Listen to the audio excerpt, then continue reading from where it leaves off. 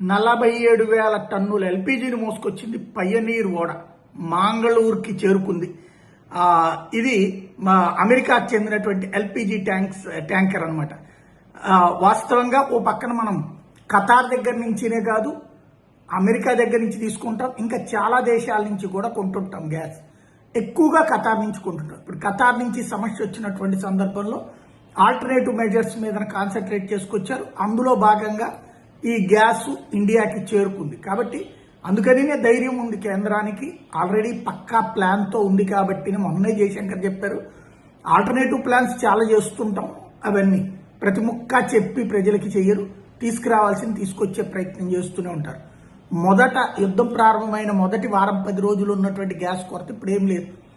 హౌసులకి అయితే అసలు అప్పటి నుంచి కొరత లేదు, కానీ ప్రచారం మాత్రమే జరిగింది. కమర్షియల్గా నేను ఇంతకుముందే చెప్పినట్టు బ్లాక్లో కొనుక్కునే వాళ్ళకి ప్రాబ్లం వచ్చింది, కానీ ఒరిజినల్గా ఉండేటటువంటి ఏ హోటల్లో మూతపడలేదు. ఇప్పుడు ఆ బ్లాక్లో కూడా మళ్ళీ దొరికేటటువంటి అవకాశం ఉంది.